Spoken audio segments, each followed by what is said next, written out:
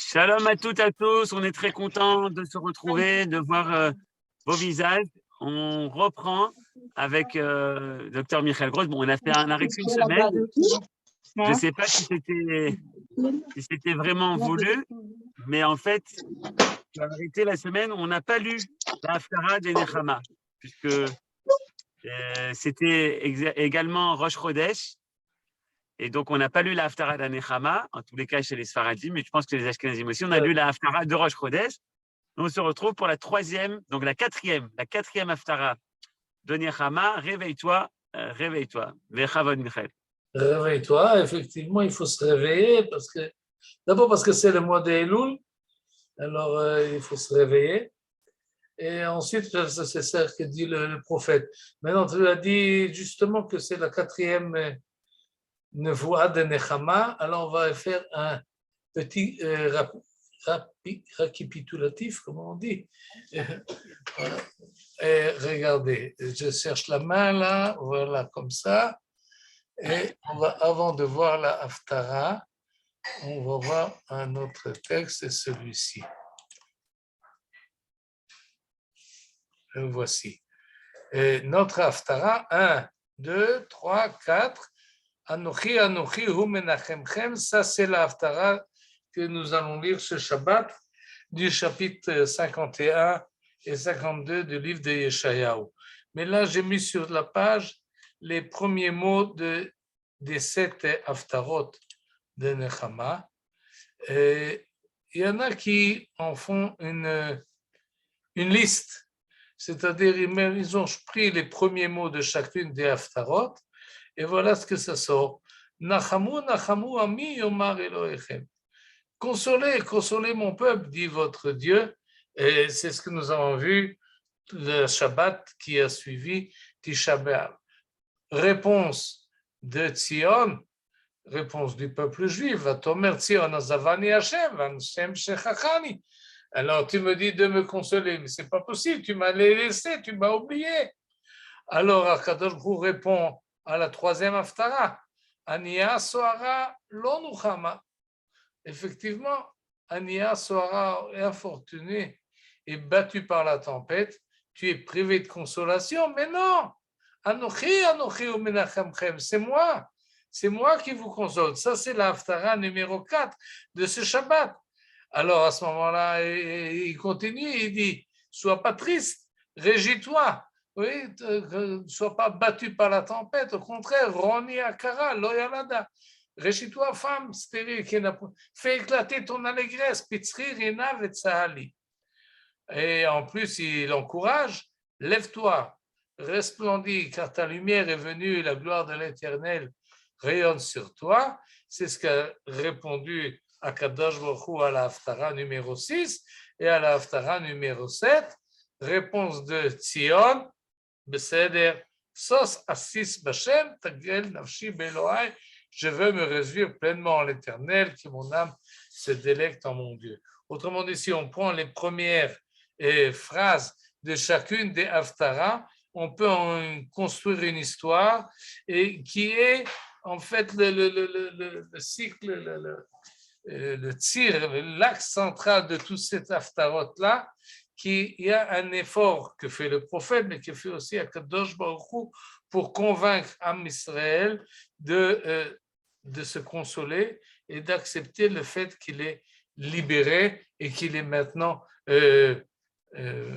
responsable de soi-même. Comme on l'a vu déjà les fois précédentes, c'est un processus et c'est pour ça que les haftarot qui ont été choisis, qui vont plus ou moins dans l'ordre, pas entièrement dans l'ordre du prophète Isaïe, mais qui vont en s'amplifiant.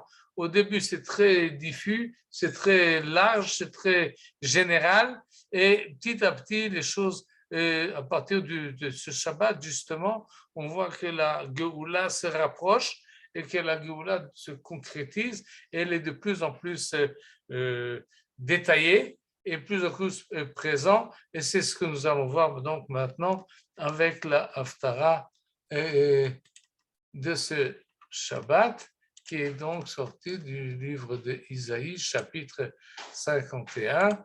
Et le voici, pas du début du chapitre, Parce que ça, on l'a déjà lu. Les 3 premiers versets, on l'a déjà lu il y a 2 semaines. Mais la Haftara de cette semaine continue. Anochi, Anochi, hu menachemchem. C'est moi qui vous console. Et donc, consolez-vous. Et ne soyez pas apeurés. Et en fait, la Haftara a choisi le chapitre 51 jusqu'au bout, et ensuite on verra le chapitre 52.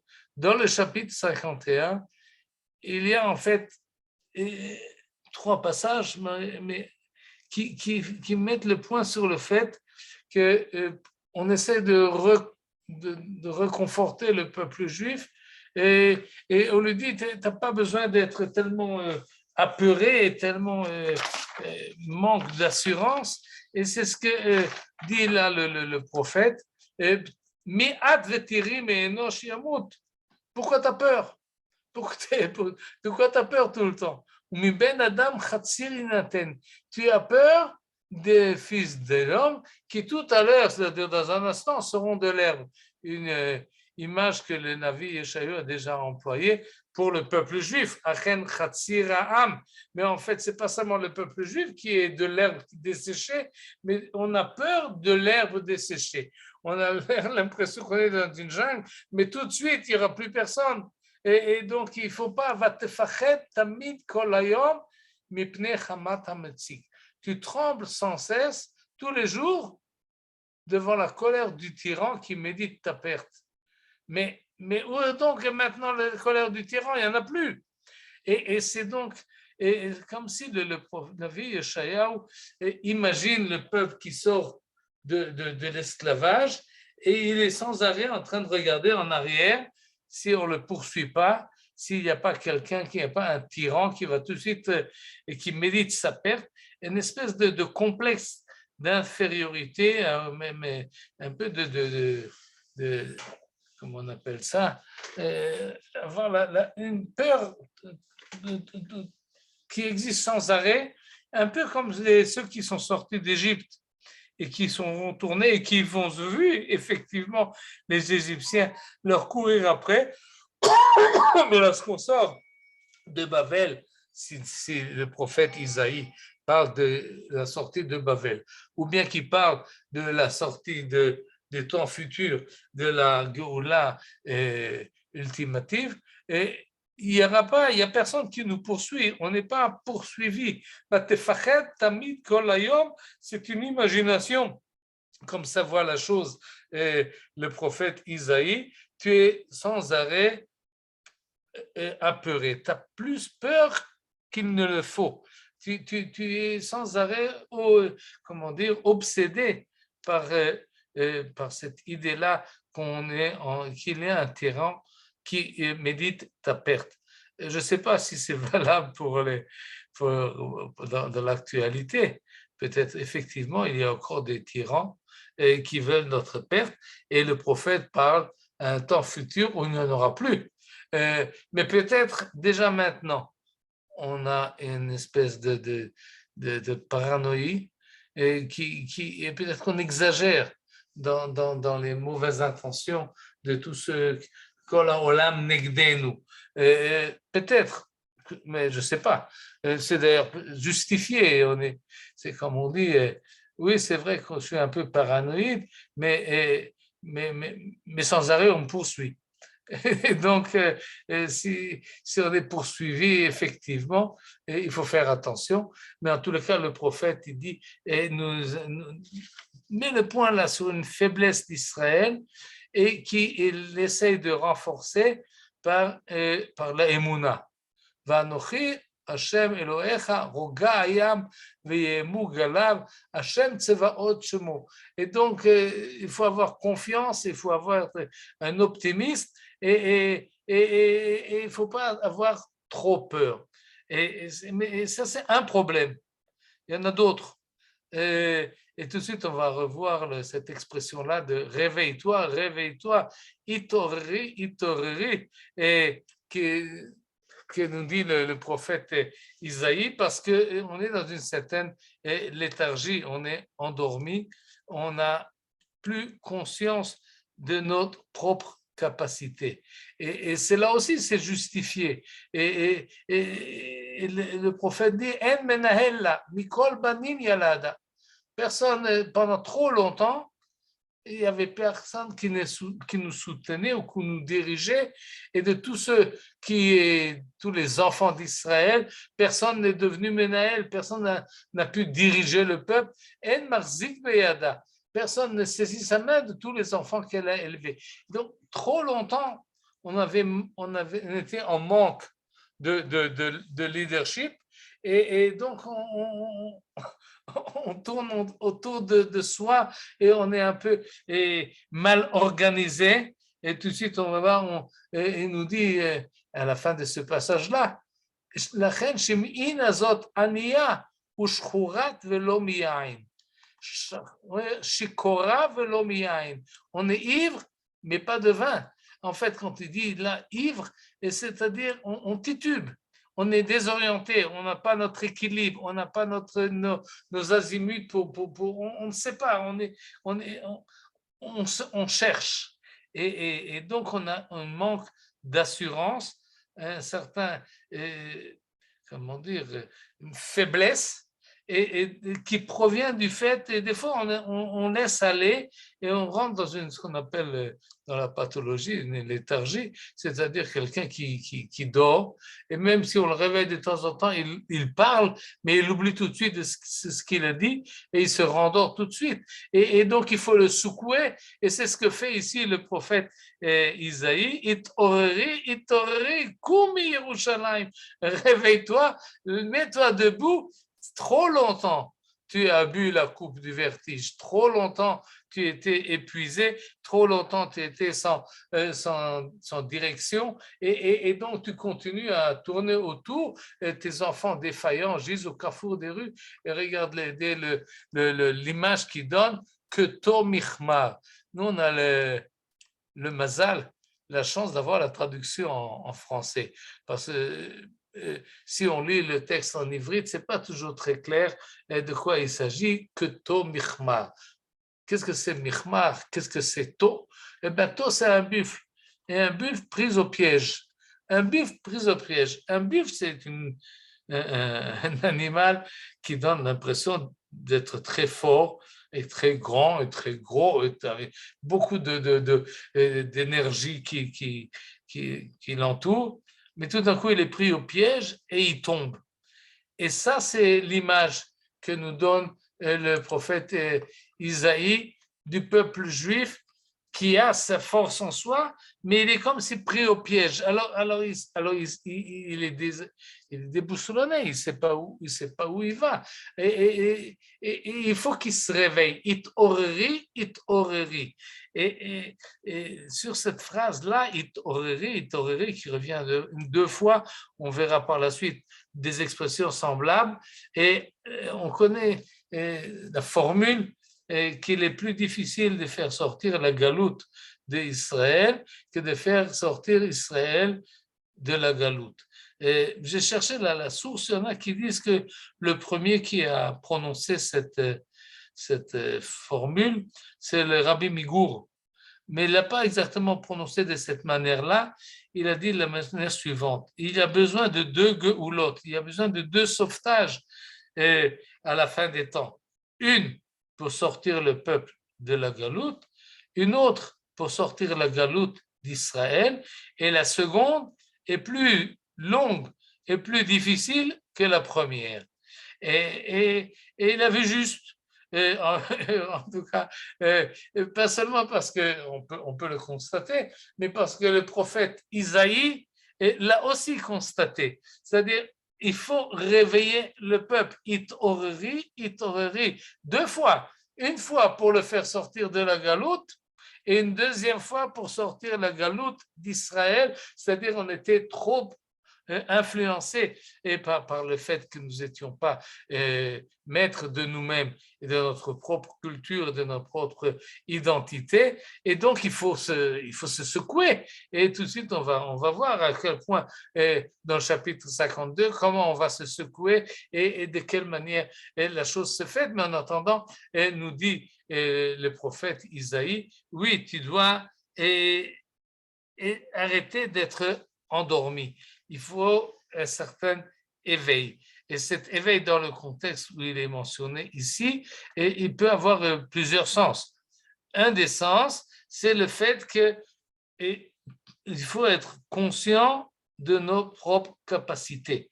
Quelqu'un qui est endormi, en fait, ça veut dire quoi? Ça veut dire qu'il pense qu'il n'a pas de force. Il pense qu'il doit dormir pour retrouver ses forces. Alors on le réveille, on dit si, tu peux te mettre debout, tu peux te mettre à l'action. Il dit non, je suis fatigué. Non, tu n'es pas fatigué. Lève-toi, prends ton énergie. Tu dois être conscient de tes propres forces et de tes propres valeurs. Tu n'as pas besoin de les chercher ailleurs. Une idée que le prophète Isaïe l'a déjà dit, mais ce qu'il veut dire ici, tu as en toi l'énergie qu'il faut pour passer à l'action. Et ça, c'est la deuxième chose, ne sois pas passif. Ça aussi, on l'a déjà vu. Et la Géoula se fait, elle est actuelle. Alors réveille-toi, participe, sois actif, fais quelque chose, bouge. N'attends pas qu'on te pousse et qu'on t'amène et qu'on te traîne, etc., etc. Ça, c'est une position, le fait que l'on dormait, oui, ani yeshena velibi er, comme ça dit dans Shir Hashirim, je dors et mon cœur bat. Et mon cœur était, oui, le cœur d'Israël existe, mais il faut qu'il fasse secouer tous ses membres et il faut bouger. Et il faut se mettre à l'action. La chen shim'in azot ania, infortuné, toi qui es ivre, dans le sens d'être avoir perdu son équilibre. Velomia, il n'est pas de vin, c'est pas de joie, mais c'est le fait qu'on titube parce qu'on ne sait pas où aller. Ko amar Hashem Elokim, ainsi dit ton Dieu. Veloaich yariv amo, il la carte miyadech et kos atarela. Et il y a cette idée-là de cos, de verre, de la lie, de la coupe de ma colère. Et cette image-là que l'on boit, et elle revient souvent, c'est la coupe de la punition, comme si, comme ça disent les interprétateurs, qu'effectivement, dans les temps anciens, lorsqu'on voulait faire des supplices à des personnes accusées, alors on leur donnait à boire, ce qu'on appelle ici kos atarela, il traduit ici le calice du vertige, tarela, c'est le ral, c'est un poison. On donnait à des gens à boire du poison, comme Socrate, la fameuse image qu'on lui a donné la ciguë à boire. Oui, c'est le symbole de celui qui doit être sévi, qui doit avoir une punition. Cette image-là est finie. La carte miyader, qu'Akadosh Baruch Hu prend de la main d'Israël ce calice et ça suffit. Voilà, c'est fini. Au maximum, je le mettrai dans la main de ceux qui contestaient, de ceux qui s'adressaient à ta personne et qui te disaient, et qu'est-ce qu'ils nous disaient? Asher amrou lenafsher shechi venaavora. Ça aussi, c'est une expression qu'il faut comprendre. Shechi, ça signifie baisse-toi, couche-toi, penche-toi, couche-toi à terre, nous passions sur toi. Et cette image-là du peuple juif qui est rabaissé au niveau de la route sur laquelle on passe sur son dos. En fait, on en profite. C'est une idée d'humiliation terrible. Quelqu'un qui est exploité pour qu'on puisse passer dessus. Et en fait, les images de Yeshayahu, on peut les comprendre d'une manière générale, qui nous dessinent pour nous exprimer la faiblesse et la honte et l'humilité et le rêve d'Israël, ou plutôt, comme on a vu tout à l'heure, la paranoïde d'Israël, et il nous donne des images. Mais on peut essayer d'approfondir la chose et de voir qu'en fait, ces images-là sont réelles. C'est-à-dire, il choisit des paraboles très précises et pas seulement générales, car on a été humilié, mais effectivement, sur le dos d'Israël ont passé beaucoup de peuples. De quoi je veux dire par là? C'est-à-dire, les nations, les cultures ont profité de l'intelligence des Bnei Israël, de leur savoir-faire, de leur manière de faire fonctionner et les trésoreries et des rois et la manière d'organiser leur royaume, et même des fois dans d'autres domaines comme la science, etc. Et qui c'est qui en a profité? Eh bien, c'est les autres. C'est les autres nations qui se sont bâties sur le peuple juif, et lorsqu'ils n'en voulaient plus, eh bien, ils ont foutu en l'air. Et c'est un peu cette image-là. Couche-toi à terre, que nous passions sur toi. Et tu faisais de ton dos comme un sol qu'on foule, comme une rue pour les passants.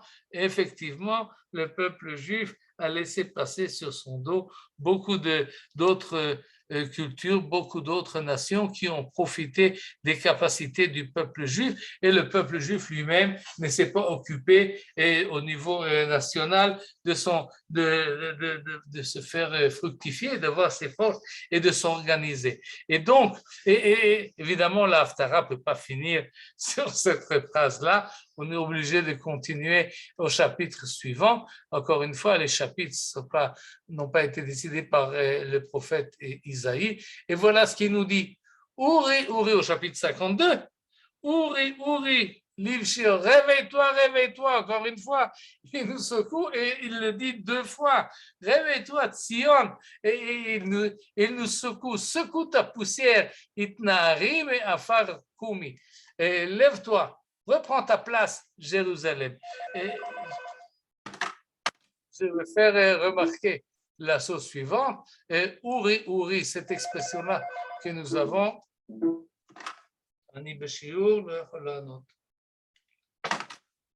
Et cette expression-là, et je reprends au chapitre 51, je reviens en arrière. Qu'est-ce que c'est ça? Voilà. Au verset 9. Vous voyez là? Réveille-toi, réveille-toi. La même expression, au chapitre 51. Ouri, Ouri, Livshi, Oz. Mais là, à qui il s'agit? Et qui sait que c'est une fila, ça c'est une prière qu'adresse le prophète à Akadosh Baruch Hu. Il lui dit, réveille-toi Akadosh Baruch Hu, réveille-toi, prends ta force, au bras du Seigneur, réveille-toi comme au jour.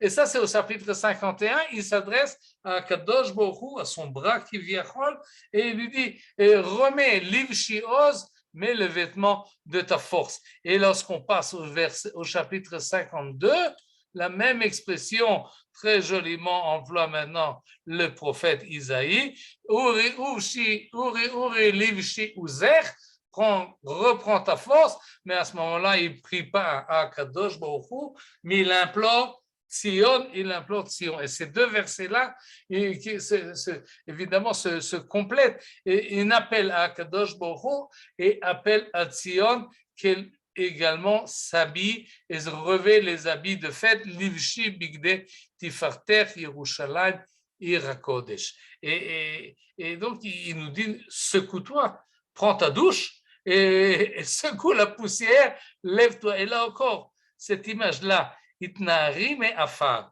Oui, il faut se secouer de Afar, de cette poussière. De quelle poussière il s'agit? Évidemment, on peut prendre ça de manière générale, une image qu'on veut réveiller quelqu'un et qui est sale, alors il doit envoyer ça, se débarrasser de la poussière. Mais si on est au verset 2 du chapitre 52, et si on lit la Haftara comme une suite du chapitre 51, alors il faut reprendre le dernier verset que nous avons vu il y a un instant. D'où on est, pourquoi on est plein de poussière? Parce qu'on s'est couché à terre, parce qu'on est passé sur nous. parce que quelqu'un nous a marché avec ses chaussures et plein de boue. Alors évidemment, c'est cela, c'est cette poussière-là de laquelle il faut se laver, de celle qui vient de parler au verset 23 à la fin du chapitre 51. Alors nous dit le prophète Yeshayahu, cette poussière que tu as sur ton dos, que tu as été sali parce que tu t'es couché à terre dans les autres cultures et tu t'en es imprégné, itnahari mais afar, secoue tes vêtements de tout ce qui reste de la galoute où tu as passé, tu es encore imprégné de cela, alors tu dois te secouer et enlever de toi tous ces restes-là. Kumi, shvi Yerushalayim, reprends ta place Yerushalayim. Et donc, reprends ce que tu es et tu n'es pas, et maintenant, tu n'es plus captive, tu n'es plus dépendante, tu es indépendante. Et tout de suite, on va le voir au verset 3. Mais d'abord, il faut évidemment passer. Tout de suite, vous allez le voir. Vous êtes très certainement, vous serez d'accord avec moi, ou c'est ça, ce texte-là. Le voici, le voilà. Cher, ça on a déjà vu. Mais pourquoi je reprends cela? Pour ces strophes que tout le monde connaît. On les chante chaque semaine, le vendredi soir, et ils sont prises de ces chapitres-là de Yeshayahu. Itnahari me'afar kumi, livshi bigdei tifartech ami, aliad ben isha bet alachmi, karva el nafshi Geala. Itoreri, c'est exactement le verset là d'Isaïe et le Shlomo Al-Kabetz de Tzfat. On a fait le Chadodi, l'Ikrat Kala, Pede Shabbat, Mekabela. Et dans ce chant, qui est un chant pour Shabbat, et oui, l'Ikrat Shabbat, Mekabela. Mais le Chadodi, pour lui, Shlomo Al-Kabetz, lorsqu'il rentre dans le Shabbat, il rentre dans le monde futur. Il rentre dans le monde de la Géoula. Comme on prend sa douche avant Shabbat, alors il se nettoie. Et comme il change d'habit, il met les habits de Shabbat, de la même manière, il veut que le peuple juif enlève la poussière de toute la semaine et qu'il se remet, et dans le Shabbat, il vit un peu, mais ein olam haba, et c'est ce qu'il ressent, et c'est pour cela que d'une manière très naturelle, quand on chante le Chadodi, et on passe au début Shamo Vezachor, on parle effectivement du Shabbat, et dans la première et la deuxième strophe également, mais petit à petit, on découle à quelque chose d'autre, on glisse, et on passe du Shabbat à quelque chose à la Géoula. Oui, Karva el Nafshi Geala, mon âme aspire à la Géoula. Comment on passe du Shabbat à la Géoula? Par certains intermédiaires là du prophète Isaïe qui nous secoue et qui nous dit en semaine, en galoute, tu n'es pas vraiment toi-même. Quand tu es toi-même, dans le Shabbat. Itoreri, réveille-toi, qui va au Rech. Est arrivé ton heure, ou plus exactement ta lumière, Kumi Ori, Uri, Shir Daberi, c'est justement ces phrases-là, cette interpellation qui fait Yeshayahu et qui est repris par Shlomo Akabetz. Si vous voulez, Shlomo Akabetz a lu la Haftara que nous lirons ce Shabbat, et il s'est dit cette Géoula-là, oui, il faut la vivre, il faut l'amener, il faut la faire revivre. Et il l'a vécu lui au XVIe siècle à Tzfat.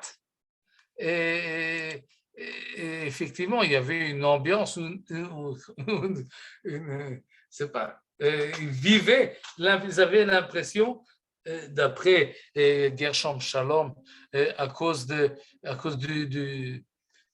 qu'ils ont été chassés pas d'Égypte, mais d'Espagne, et à cause de ce renvoi d'Espagne, et cette ambiance de Géoula qui est précoce et qui va tout de suite arriver, et c'est dans cette ambiance-là qu'a été écrit le Chadodi, et donc, oui, tout de suite, on va arriver pas seulement au Shabbat, mais à la Géoula.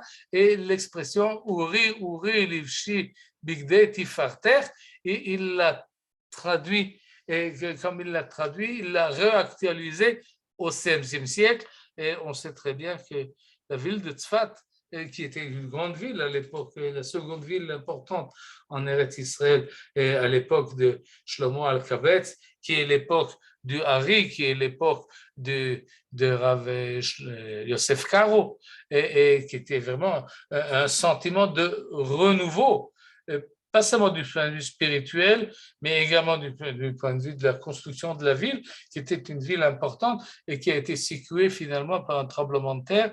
Et la Géoula n'est pas arrivée au XVIe siècle.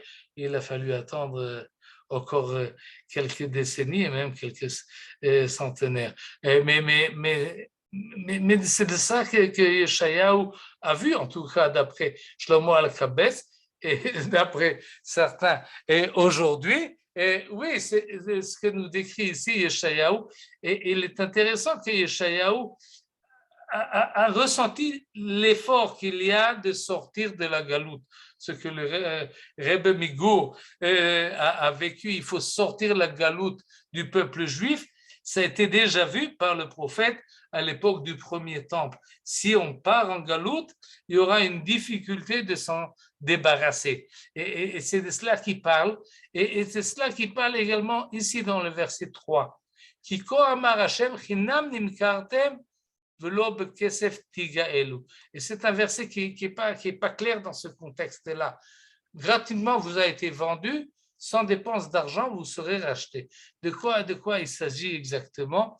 Et j'ai vu l'interprétation de Amos Chacham. Amos Chacham, je ne sais pas si vous vous rappelez, c'est lui qui a gagné le premier concours biblique qu'il y avait en Eretz Israël, quelqu'un qui connaissait tout le Tanakh sur le bout des doigts et qui, après, on lui a demandé pas seulement de dire le Tanakh par cœur, mais de l'expliquer. Il est un des interprétateurs importants de la série qu'on appelle Da'at Mikra, et qu'il a interprété le livre de Tehilim, le livre de Yeshayahu et d'autres encore. Et il nous explique cette phrase-là. Gratuitement, vous avez été vendu. C'est-à-dire, entre le verset 2 et le verset 3, il y a un argument. Et l'argument dit, comment je peux me libérer de la galoute, itnari me afar kumi, et comme ça, je suis redevable. Je ne peux pas me débarrasser des cultures que j'ai vécues parmi eux. J'ai une redevance envers eux. Je dois leur payer, je dois leur rendre. Ils m'ont hébergé, ils m'ont enseigné, ils m'ont conservé, plus moins, mais finalement, oui, je suis redevable aux cultures ambiantes. Alors dit le prophète, non, Kohamar Hashem, ainsi a dit l'Éternel. Chinam nimkartem, ainsi explique joliment Amos Chacham. Lorsqu'ils sont venus vous prendre, ils n'ont rien payé du tout. Ils vous ont pris, ils vous ont kidnappé et en fait, sans payer. Ils n'ont pas donné de tribut pour vous prendre chez eux, pour vous expulser en galoute et pour servir de vos capacités. Alors, s'ils vous ont pas, ils n'ont rien payé pour vous prendre, vous n'avez rien besoin de leur rendre. L'aube kesef tigaelu, sans dépense d'argent, vous serez racheté. Vous n'êtes plus redevable en rien au peuple parmi lesquels vous avez séjourné, que ce soit le monde chrétien ou ce soit le monde musulman, on leur doit rien du tout parce que tout ce qu'ils nous ont pris, ils nous ont pris sans payer. Et donc, on n'est pas redevable. Et dans le sens culturel, oui, il faut se débarrasser de cette influence, on ne leur doit rien, on peut retourner à ce que nous sommes, et c'est de cela que parle essentiellement le chapitre 52, qui nous dit finalement, la reine Yeda Ami Shemi, et bien donc que mon peuple connaisse ce nom. Mais pourquoi il dit ce nom? Mon nom. Shemi, le nom de l'Éternel, Lachen bayom hahu ki ani hu hamedaber hineni. Je suis là, je suis présent. Et cette présence de l'Éternel qui accompagne la Géoula, c'est de cela qu'il faut être conscient. Et en fait, cette phrase-là du prophète Isaïe, et qui secoue le peuple juif, il lui dit, sors de la galoute et reviens à toi-même, reviens fidèle à Kadosh Baruch Hu, c'est le même Yeshayahu que nous avons entendu avant la destruction du temple. Certains pensent qu'il faut diviser le livre d'Isaïe en deux parties. Il y a Isaïe 1 et il y a Isaïe 2. Il y en a deux. Pourquoi? Parce que le 1, il parle d'une certaine manière, il a un langage différent que celui du numéro 2 et il a essentiellement un contenu différent. Mais finalement, il dit la même chose. C'est-à-dire, il disait au peuple juif avant la destruction du temple, vous faites un service au temple et vous avez oublié le nom du vin. Vous croyez que ce service-là, c'est l'essentiel? Non, ce n'est pas l'essentiel. L'essentiel, c'est de reconnaître le Seigneur qui vous avait fait sortir d'Égypte et d'organiser votre société avec justice, avec tzedaka, avec une certaine reconnaissance par rapport à Kadosh Baruch Hu et pas un espèce de service automatique que vous faites des mitzvot d'une manière obligée et pas vraiment d'une manière sincère. C'est le même Yeshayahu qui parle maintenant après la construction, si vous voulez, du troisième temple, et il nous dit exactement les mêmes idées. Sachez que vous revenez en Eretz Israël, sachez que vous êtes accompagné par Akadosh Baruch Hu, il est là, il est présent, vous avez pas le droit de l'oublier, qui ani hu hamedaber hineni, c'est moi qui suis là, c'est moi qui parle, je suis là, faites attention à ma présence. Et c'est cela que veut dire finalement le prophète Isaïe dans la Géoula, c'est revenir à soi-même, revenir à notre propre identité. Et quand quelqu'un revient à son identité, ça le remplit de joie et d'allégresse. Et c'est ça, en fait, de cela qu'il s'agit ici par la suite du chapitre 52, que lui aussi, on ne le lira pas jusqu'au bout, on arrivera seulement jusqu'au verset 12. Je saute malheureusement parce que j'aime bien ces versets-là. Manavu aleharim raglem evaser, et on entend la venue d'Akadosh Baruch Hu, Malach Omer le Tzion, Malach Elohaïch. Et ensuite de ce qu'on vient de lire au verset 6. Et je passe donc au verset 11 et 12 parce que non, on n'a pas le temps, pourquoi je me dépêche tellement? Et voilà, alors il faut le lire. Kol Tzofaich Nasukol, d'ailleurs ça a été mis en musique ces versets-là. Kol Tzofaich Nasukol Yachdav Yeranenu. C'est le cri de tes sentinelles. Tzofaich. Et un mot sur cette expression-là, les sentinelles. On a le Harat Sofim, la montagne, que si vous venez du nord de Jérusalem, vous montez, vous arrivez au Harat Sofim et vous voyez la vieille ville de Jérusalem avec le mont du Temple. Sofim, c'est les sentinelles, ceux qui, avant le temps, ont vu ce qui va arriver. Les sentinelles, c'est ceux qui annoncent ce qui va se passer. Et les sentinelles, tout d'un coup, crient tous ensemble. Ils élèvent la voix et ensemble, ils jettent des accents de triomphe, car ils voient de leurs propres yeux, Veshuv Hashem Tzion, l'Éternel rentrer dans Sion. Pas tout le monde voit. Les sentinelles le voient. Les autres vivent leur vie, ils profitent de la situation et de l'actualité, mais ils ne voient pas encore de leur propre yeux. Il faut des sentinelles, il faut des tsofaïr, il faut des gens qui voient avant l'heure. Ils risquent, évidemment, ceux qui voient les choses avant l'heure, on leur dit qu'ils sont des illusionnistes, on dit qu'ils sont fous, on dit qu'ils ne voient pas la réalité des choses. Et oui, pensez, je ne sais pas, à ceux qui ont annoncé, et on les appelait Mevasre Atzionut, ceux qui ont annoncé le retour à Tzion, comme Kalischer, comme Guttmacher, comme Herzl, et on les prenait pour des gens, des illuminés, et des gens qui ne comprennent pas où ils sont, mais en fait, ils ont vu plus loin que les autres, et ces sentinelles-là, Yachdav Yeranenu, ensemble, ils chantent, car ils voient qui Ain Be'ain Yeru Beshuv Hashem Tzion. Alors ils chantent des cris de joie, ils chantent en chœur, et qu'est-ce qu'ils chantent? Les ruines de Jérusalem. Parce qu'en voyant les ruines de Jérusalem, ils voient déjà la reconstruction. C'est ce que a vu déjà Rabbi Akiva, qui nicham Hashem Amo, Gaal Israël, et toutes les haftarot de Nechama finissent finalement par ce terme-là, comme si ceux qui ont choisi les prakim, les chapitres qu'il faut dire, ont cherché ce mot vers la fin de la haftara, qu'on laisse avec cette chanson-là de Nechama dans l'oreille. Et il faut le dire, parce qu'on en a 7. Oui, et pourquoi il y en a 7? Parce que pour qu'on s'habitue, pour qu'on s'imprègne, pour qu'on nous dise ce Shabbat et le Shabbat suivant et le Shabbat d'après, qu'on s'habitue à cette idée-là, qui nicham Hashem amo Gaal Yerushalayim. Et oui, il faut s'en imprégner. Et le prophète Isaïe, et maintenant effectivement, j'arrive à la fin de la Haftara, Suru Misham. Encore une fois, lorsque le prophète dit le même terme 2 fois, et ce n'est pas qui bégaye chas v'shalom ou qui radote, c'est qu'il veut dire la chose, il veut l'accentuer, et il veut dire, oui, il faut faire un effort là-dessus. Éloignez-vous, quittez ces lieux.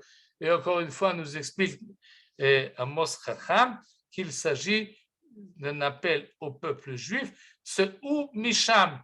Sortez de là-bas. Où c'est ce là-bas? Ce là-bas, c'est la France. C'est l'Amérique. C'est l'Ukraine, c'est la Russie, et c'est l'Éthiopie. Ou Misham. Quittez ces lieux. Tamé Altigaou. En sortant, ne touchez à rien. Oui, mais non, il n'y a rien à prendre. Ou Mitocha. Sortez de cette enceinte. Purifiez-vous, nos clé Hachem, vous êtes ceux qui portent les armes de l'Éternel. Et cette idée-là, clé Hachem, et à savoir, est-ce que Yeshayahu parle de ceux qui sont sortis en Babylone? Et donc, lorsqu'ils reviennent, ils reviennent effectivement au sens propre de clé Hachem, des ustensiles qui ont servi dans le temple, et donc vous devez revenir vers Israël avec les mêmes ustensiles que vous avez emportés avec vous.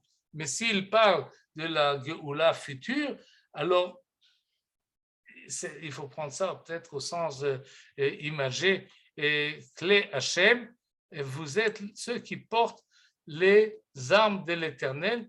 Peut-être il s'agit du Talmud, peut-être il s'agit du Shulchan Aruch, il s'agit en tout cas de toutes les créations culturelles que nous avons fait en Chutz La'aretz, lorsque nous étions en Galut, que nous avons conservé. Ça, c'est clé Hachem. Alors, faites attention, vous revenez en Eretz Israël avec un bagage culturel, et prenez-le avec vous. Ça, vous devez prendre. Mais ce que vous amenez là-bas de là-bas, Altigaou, ne prenez rien de ce que le peuple vous propose. Vous avez avec vous vos ustensiles à vous. Et ça, c'est le dernier verset de la Haftara. Et ça, c'est en fait, je pense, la réponse à cette idée-là, Itnahari me afar kumi. Et il faut se dégager de la poussière qui nous entoure. Et on peut se dire c'est difficile. Alors nous dit le prophète, c'est parce que c'est difficile que ça va se faire doucement, par étapes, pas comme la sortie d'Égypte qui était Bechipazon.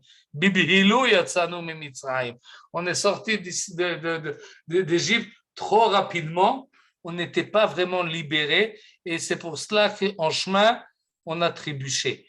Et on avait du mal à se libérer de l'esclavage et de l'influence égyptienne. Ça a demandé une autre génération, la même chose en sortant de l'autre galoute, lo bechipazon tetseu, pas, c'est pas avec une hâte éperdue que vous échapperez. Ou beminusa lo telechu, vous n'êtes pas en fuite précipitée que vous partez. Et donc, vous avez le temps.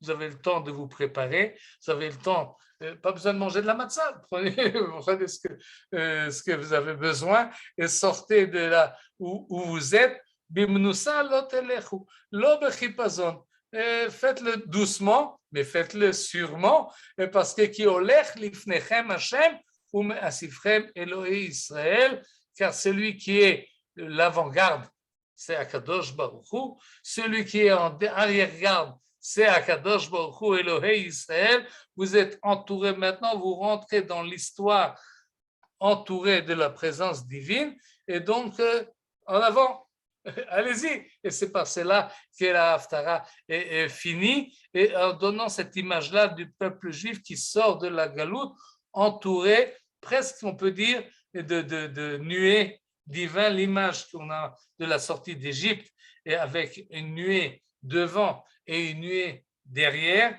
comme si on est un peu extraterritorialisé, et au-delà, au-dessus et au-delà de toute influence terrestre, et on est dans une ambiance qui olech lifnechem Hashem ou me'asfechem Elohei Israël.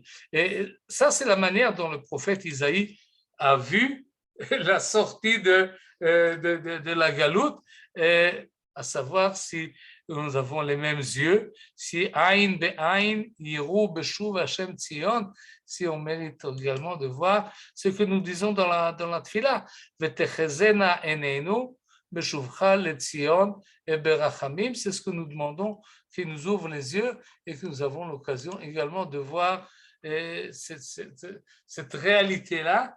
Est-ce que c'est objectif? Est-ce que c'est subjectif? À vous de le dire, mais c'est la manière que le prophète a vu les choses et il est éclairé et nous éclaire. Et ça vaut la peine de faire cet effort-là et de voir les éléments qui nous montrent qu'effectivement, Beshuv Hashem Tzion. Oui, je ne sais pas si vous... J'ai lu un article, je crois que c'était ce Shabbat, de quelqu'un qui se promène dans Yerushalayim, et parce qu'on commence les slichot, c'est Rosh Chodesh Elul, alors au milieu de la nuit, il rentre dans un Beth Knesset et il pensait voir quelques vieux qui n'arrivent pas à s'endormir ou qui ont déjà se réveillés trop tôt et qui viennent de prier. Et il voit tout d'un coup, dans le Beth Knesset, des jeunes avec des tatouages et avec des piercings, avec des kippas qu'on voit très bien qui sont pas toujours sur leur tête. Et il se dit, donc, il s'étonne comment c'est possible, et il dit peut-être il y a un renouveau qui se passe, et des fois on ne voit pas les choses, parce qu'on ne se promène pas au milieu de la nuit dans les Beth Knesset de Yerushalayim, mais peut-être parce qu'on est habitué à une certaine manière de voir les choses, et on ne reconnaît pas la force qu'il y a dans cette jeunesse qui s'est déjà secouée de la poussière de la galoute, et pas toujours on les comprend. Shabbat Shalom. Shabbat Shalom. Merci beaucoup, Toda Rabba, Michael, c'est super. Shalom, shalom, Erev Tov. Je pourrais poser une question? Oui, bien sûr, Annette. Oui. Parce que c'est tout début du cours, quand vous avez parlé de Sarah, Akara Loyalda. Oui. Vous pouvez revenir parce que je me casse la tête, j'écris quelque chose sur Sarah, la vie de Sarah. Sarah est passionnante. Alors, je voudrais savoir... Non, mais le texte là... Il était où ce texte? Ne parle pas de Sarah. Parce que vous avez cité... J'ai parlé à Sarah Akara tout de suite, voilà. Vous voyez? Roni Akara Loyalada. Akara Loyalada, ça c'est le texte de Ishayahu, d'accord? Oui, de la semaine prochaine, l'Haftara de la semaine prochaine. Alors maintenant, je suis en train de travailler sur la vie de Sarah et la Oui. définition de Sarah, c'est Akara El Lavlad. Oui, C'est c'est pas l'original. une définition, c'est une de ses caractéristiques. Elle est testée. La définition au départ de Sarah. Après ça, il y a plein de choses, mais là, c'est ce qu'on a dit. Je pourrais vous demander si vous connaissez ou si vous avez une explication de la différence entre Akara et Lo Yalda, ou Lo Yevaled. Je me casse la tête pour Sarah. Elle se casse la tête tout le temps de savoir. Quand on n'a pas d'enfant, on n'est pas nécessairement Akara.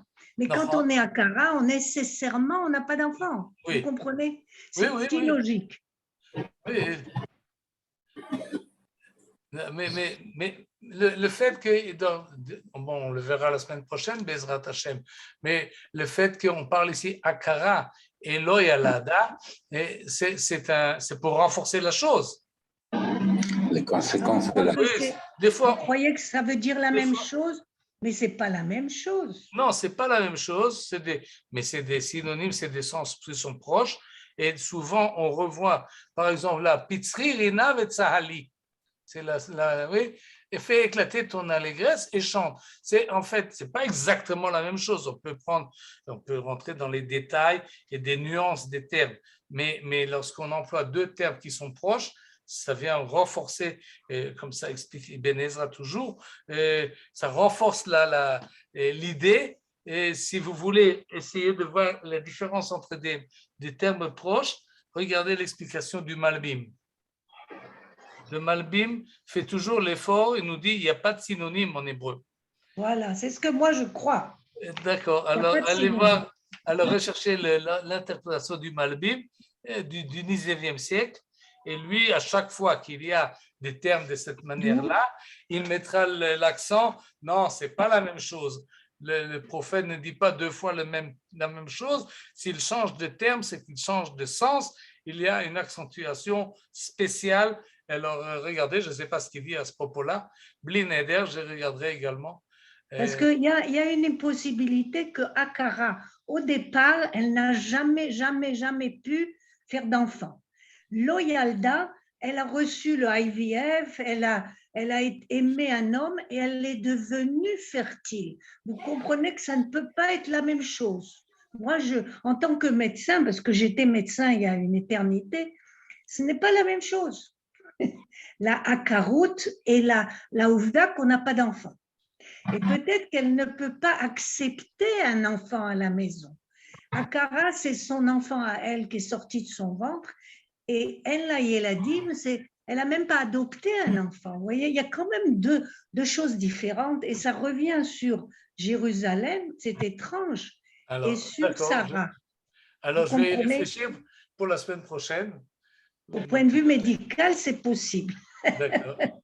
Et je me casse la tête parce que je travaille sur la vie de Sarah et c'est ça. Elle est définie comme ça, cette malheureuse Sarah, au départ, Sarai.